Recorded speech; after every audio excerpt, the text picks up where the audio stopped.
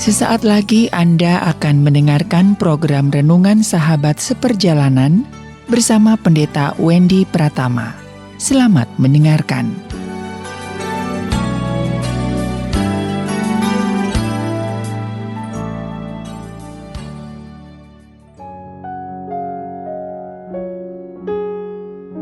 Selamat berjumpa kembali di dalam layanan audio Sahabat Seperjalanan. Hari ini adalah hari Minggu 9 Januari 2021. Tema renungan saat teduh kita dengan judul Jangan Jadi Hantu, Jangan Jadi Hantu.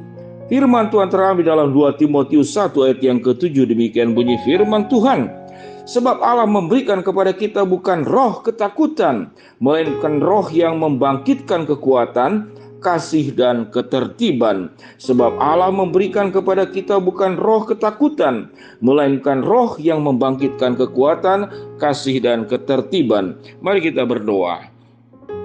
Bapa yang di dalam sorga, kami bersyukur kami disertai Allah dan kami harus membawa sifat-sifat Allah, kehidupan Allah dalam kehidupan kami, dan jangan membawa sifat-sifat hantu yang menakut-nakuti orang lain, sehingga kehidupan kami tidak menjadi berkat. Dalam nama Tuhan Yesus kami berdoa, amin. Shalom sahabat seperjalanan yang dikasihi Tuhan, jangan jadi hantu. Perkataan jangan jadi hantu tentu kita tidak akan tujukan kepada hantu, karena dia sudah jadi hantu, tidak perlu lagi disuruh untuk menjadi hantu. Lalu statement dan kalimat judul daripada renungan ini, jangan jadi hantu, ditujukan kepada siapa? Yaitu ditujukan kepada kita manusia. Apakah kita akan jadi hantu? Tentu tidak secara esensi. Namun secara peran dan kehidupan, kita bisa menjadi hantu buat orang lain. Apa yang dimaksud menjadi hantu buat orang lain? Alkitab mengatakan di dalam Tuhan Allah memberikan roh yang membangkitkan kekuatan, kasih dan ketertiban, dan bukan roh ketakutan.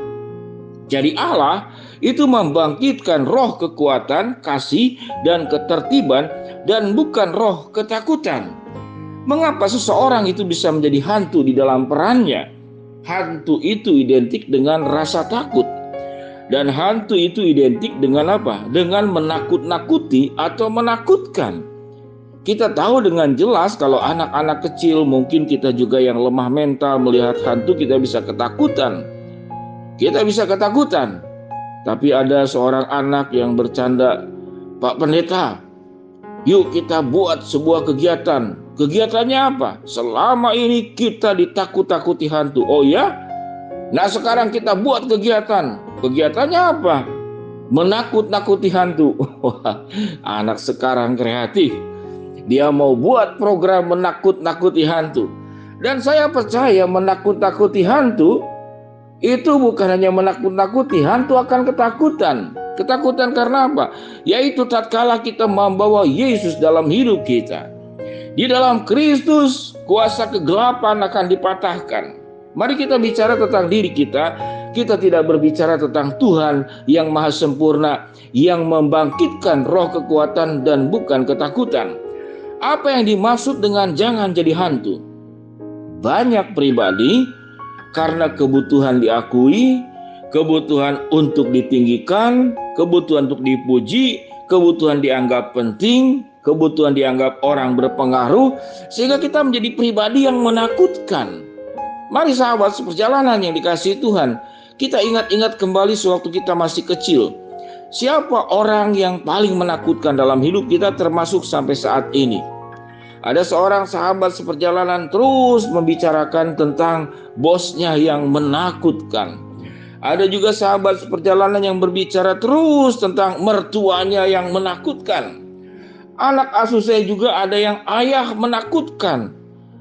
Dan anak ini mengatakan ini ayah yang horor karena dia sering kali melakukan kekerasan dan tidak tahu kapan ayahnya ini melakukan kekerasan. Kalau sudah melakukan kekerasan kepada mamahnya, kepada dia, kepada cicinya, dengan menendang, dengan kata-kata kasar, dengan kata-kata ancaman, terkadang bisa lempar-lempar barang, bahkan pernah juga mengangkat senjata tajam. Entah apa yang akan dilakukannya. Sahabat seperjalanan, Kalau senjata tajam apapun yang ada kepada orang yang hilang kendali, itu menakutkan sekali, menakutkan.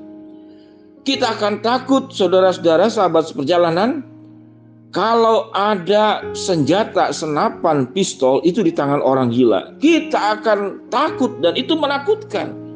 Dia bisa menembak siapa saja. Namun tatkala senjata api itu ada di polisi, ada di tentara, yang timbul bukan ketakutan, yang timbul adalah rasa damai, rasa tenang, rasa terlindungi, karena kita percaya polisi dan tentara sudah dilatih, dia tahu bagaimana menggunakan senjata api dengan benar. Sahabat seperjalanan, jangan jadi hantu.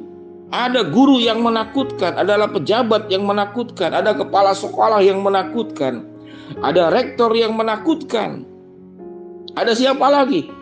Jangan menjadi pribadi yang menakutkan. Motivasi orang yang suka menakut-nakuti sebetulnya buat kepentingan dirinya. Yang saya sebutkan tadi, dalam rangka dia supaya populer, dia ditakuti, dia disegani, dia seperti mafia, semua orang takut, dia lewat semua orang tertunduk. Kemudian juga, jangan jadi pribadi yang menakutkan, jangan juga jadi pribadi yang menakut-nakuti. Biasanya ini terjadi kepada orang tua, kepada anaknya. Karena terlalu posesif, terlalu berlebihan ingin melindungi. Jangan nyebrang jalan, jangan jalan sendiri, jangan naik sepeda nanti jatuh, jangan naik motor, apalagi motor, jangan naik mobil, lebih baik sudah orang lain saja yang menyetirkan. Jangan pergi sendiri, jangan naik pesawat terbang. Semua serba jangan, akhirnya anak ditumpulkan. Anak tidak pernah mandiri.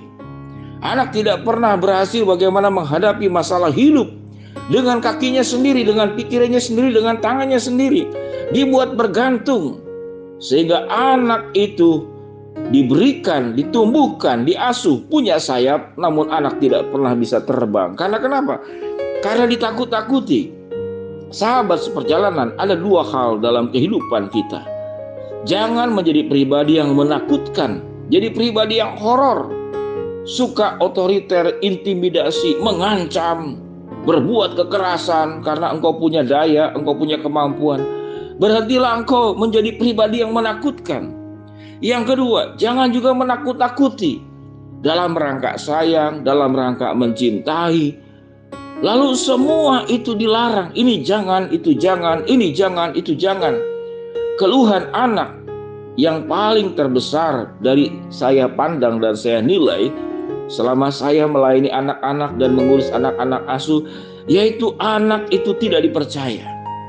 Anak itu ditakut-takuti, jangan ini, jangan itu, jangan ini, jangan itu. Anak merasa tidak dipercaya. Pergi kemana orang tuanya buntutin, pergi kemana mamahnya itu buntutin dari belakang. Ini ditakut-takuti. Kenapa mama buntutin aku? Aku kan sudah gede. Ya, takut ada apa-apa, biar mama tahu dan mama bisa menolong. Ini adalah orang tua yang menakut-nakuti. Sahabat seperjalanan yang dikasihi Tuhan, firman Tuhan berkata, sebab Allah memberikan kepada kita bukan roh ketakutan, melainkan roh yang membangkitkan kekuatan, kasih, dan ketertiban. Jadilah pribadi yang bukan menularkan ketakutan, bukan menakutkan, bukan menakut-nakuti, tapi menjadi pribadi yang memberikan kekuatan, yang memberikan kasih dan ketertiban. Kasih dan ketertiban, kemudian kekuatan yang paling utama di dalam bagian ini akan menolong setiap kita masing-masing menjadi pribadi yang bisa memberkati orang lain. Sahabat seperjalanan, ingat baik-baik pelajaran kita hari ini. Jangan jadi hantu. Jangan menakutkan, jangan pribadi yang menakutkan karena sikap burukmu. Jangan juga menakut-nakuti karena sikap posesif dan cinta yang tidak mendidik. Mari kita berdoa. Bapa yang di dalam sorga, ajar kami untuk tidak menjadi hantu. Jangan jadi pribadi yang menakutkan, jangan juga jadi pribadi yang suka menakut-takuti, tapi menjadi pribadi yang memberikan kekuatan, yang memberikan kasih, dan menolong dalam ketertiban. Hamba-Mu berdoa, buat yang sakit Tuhan jamah sembuhkan, buat yang sedang menghadapi masalah Tuhan bukakan jalan, buat yang sedang memohon sesuatu kepada Tuhan, Tuhan akan kabulkan dengan waktu, cara, dan kehendak-Mu. Dalam nama Tuhan Yesus kami berdoa. Amin. Shalom sahabat seperjalanan yang dikasihi Tuhan. Ingat baik-baik, jangan jadi hantu.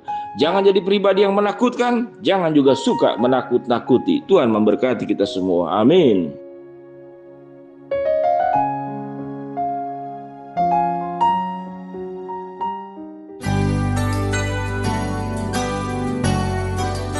Anda baru saja mendengarkan program Renungan Sahabat Seperjalanan bersama Pendeta Wendy Pratama. Terima kasih atas perhatian Anda. Tuhan Yesus memberkati.